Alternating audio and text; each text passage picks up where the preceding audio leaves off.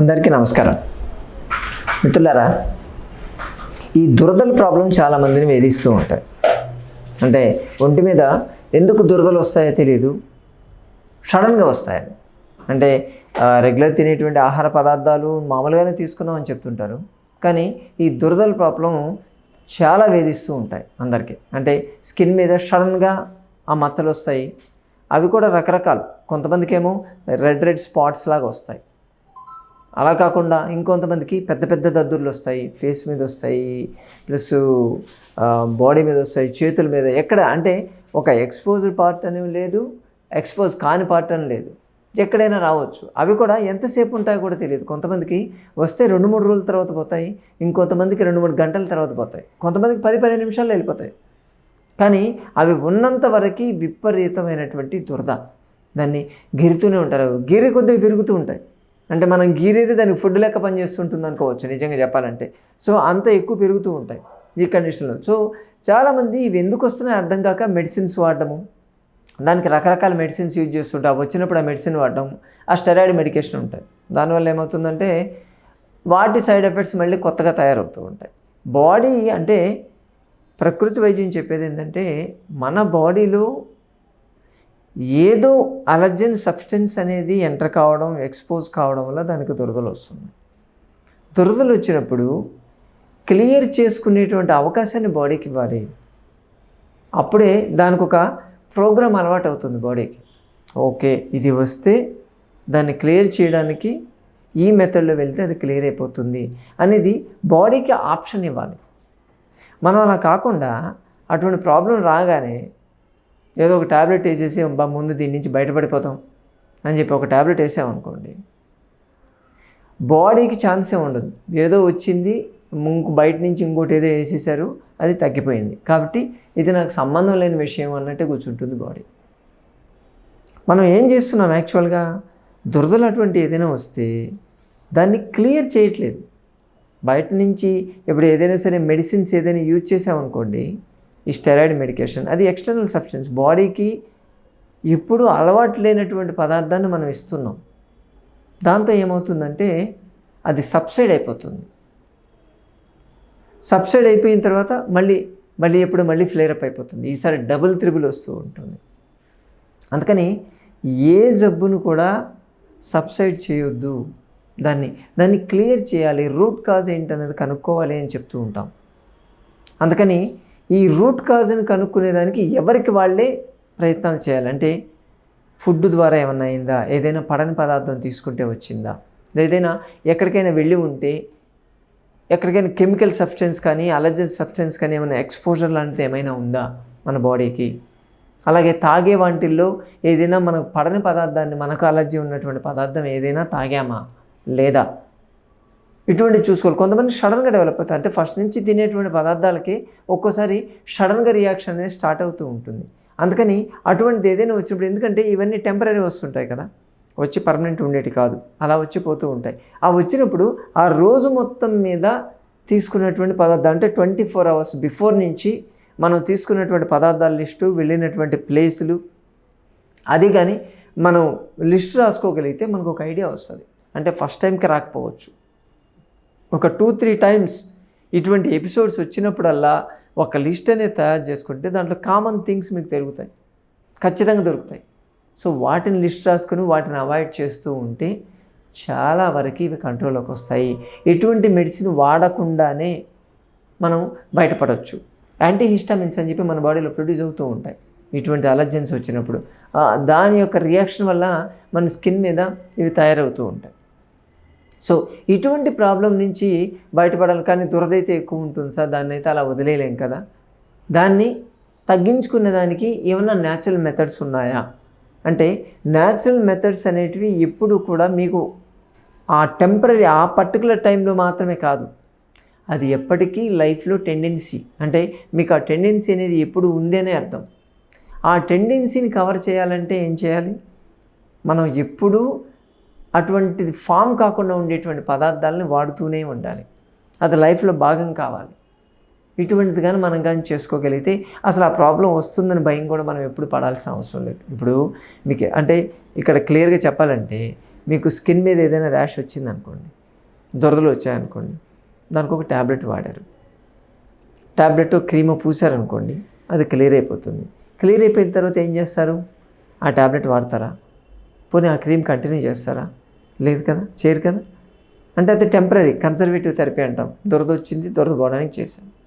కానీ ఈ చిట్కాలు ఆయుర్వేదాలో ఉండేటువంటి ఈ మనం తీసుకునేటువంటి గృహ చిట్కాల్లో దాన్ని ప్రతిరోజు కంటిన్యూ చేయొచ్చు, నష్టం లేదు, ఎటువంటి నష్టం ఉండదు. ఎందుకంటే మనం వాడేటువంటి పదార్థాలన్నీ కూడా కేవలం ఆహార పదార్థాలే, రెగ్యులర్గా వాడేటువంటి పదార్థాలే. కాకపోతే దాన్ని సర్టన్ డోస్లో తీసుకుంటే అది మెడిసిన్ లెక్క మనకు పనిచేస్తుంది. కాబట్టి అటువంటి పదార్థాలను మనం సెలెక్ట్ చేసుకొని మనకు వచ్చినప్పుడు అటువంటి వాడి చూసి తగ్గింది అనుకోండి, దాన్ని కంటిన్యూ చేయొచ్చు. కంటిన్యూ చేస్తుంటే ఎప్పటికీ రాదు. ఇంకా ఇక్కడ మీరు గుర్తుపెట్టుకోవాల్సింది ఏంటంటే, ఏ ఆహార పదార్థం కూడా బాడీకి అలవాటు కాదు. రెండోది, దాన్ని ఎక్కువ వాడినందువల్ల సైడ్ ఎఫెక్ట్ రాదు. ఎందుకంటే మన బాడీ దానికి డిజైన్ అయిపోయింది. అంటే ఒక చెట్టుకు నీళ్లు పోయడం అనేది ఎలా కామనో, నీళ్ళు ఎక్కువ పోస్తూ ఉండాలి. నీళ్లు రెగ్యులర్గా పోస్తూ ఉంటే చెట్టుకి ఎక్కువైపోద్ది, అది కాదు కదా. కాబట్టి మనం వంటింట్లో వాడేటువంటి పదార్థాలు మనం రెగ్యులర్ వాడేటే కాబట్టి ఇంతకాలం మన బాడీ గుర్తుపెట్టేస్తుంది దాన్ని. ఓకే, తులసి ఆకులు, వెల్లుల్లి ఇవన్నీ మామూలే కదా, బాడీకి దానికి ఏం కొత్త అనిపించదు, దానికేమి ఫారిన్ మ్యాటర్ లెక్క దాన్ని క్రియేట్ చేయదు, దాన్ని డీల్ చేయదు. దాంతో దానికి రియాక్షన్ అనేది రాదు. ఓకే, ఇది రొటీన్, నేను తీసుకునేది కదా, ఇది ఇప్పుడు అవసరం కాబట్టి నేను తీసుకుంటున్నాను అని చెప్పి దాన్ని కంటిన్యూ చేస్తుంటే ఇది బెనిఫిట్ ఉంటుంది. మనం ఇంట్లో వాడుకునేటువంటి పదార్థాలు వాడుకుంటే రెగ్యులర్గా ఎక్కువ వాడినా కానీ ఎటువంటి నష్టం ఉండదు. చాలామంది అడుగుతూ ఉంటారు, వీటి వాడడం వల్ల సైడ్ ఎఫెక్ట్లు ఏమైనా వస్తుంది? సైడ్ ఎఫెక్ట్లు రావు, ఎట్టి పరిస్థితుల్లో రావు. ప్రిస్క్రైబ్ చేసినటువంటి డోస్లోనే వాడాలి, అదొక్కటి మాత్రం గుర్తుపెట్టుకోవాలి. వాడినందువల్ల ఎంతకాలం వాడినా నష్టం లేదు. మన లైఫ్లో దీన్ని ఒక భాగం కూడా చేసుకోవచ్చు. సో ఈ దురదలు తగ్గడానికి ఉన్నటువంటి చిట్కాల గురించి మాట్లాడదాం. విలేజ్ల్లో ఉన్నవాళ్ళు కానీ ఎవరైనా అయితే మీకు గాడిద గడపాకు దొరుకుతుంది. గాడిద గడపాకు అంటే ఇప్పుడు చెరువులు ఉంటాయి కదా, చెరువులు బాగా వర్షాలు వచ్చేప్పటికీ మామూలుగా కూడా చెరువులు బూడిపోతుంటాయి, పూడిక అంటుంటారు, విన్నేమంటారు చూసారా, దాని మీద పెద్ద పెద్ద ఆకులు వచ్చి ఉంటాయి, గాడిద గడప అది. సో అటువంటి గాడిద గడపాకు తెచ్చుకొని దాన్ని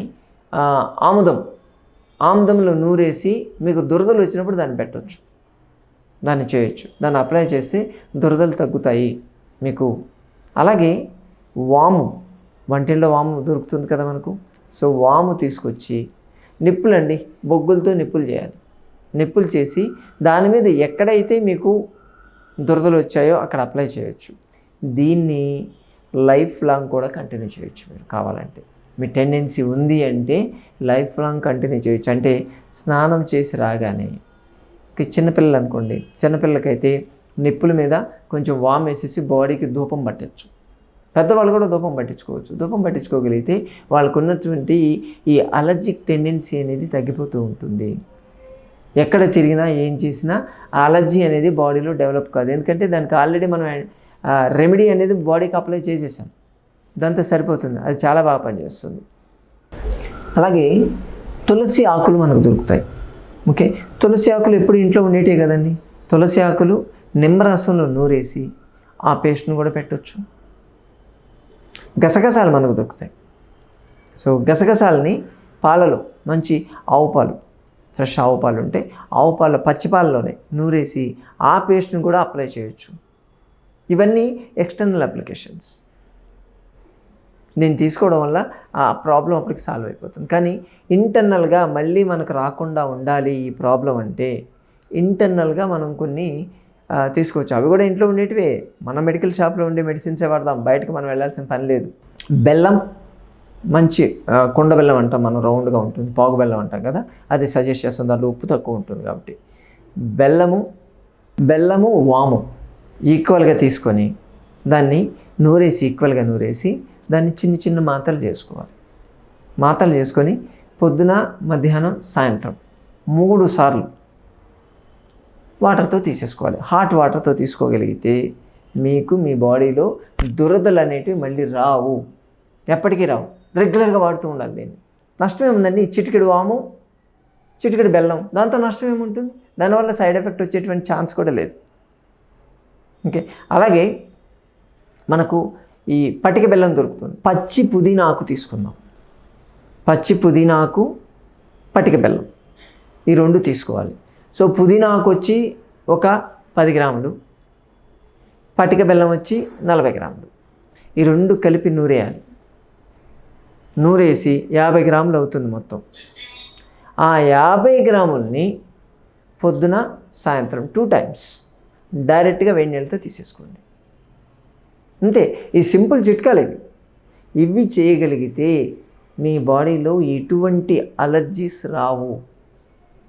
స్కిన్ అలర్జీస్, దురదలు లాంటివి అసలు ఎప్పటికీ రావు. మీకు రెగ్యులర్గా వాడాలి. ఇవన్నీ చిట్కాలు వాడమని కాదు, ఎవరికి వీలైతే వాళ్ళు. పచ్చి పుదీనా దొరుకుతుంది, ఎక్కడైనా దొరుకుతుందండి పచ్చి పుదీనా.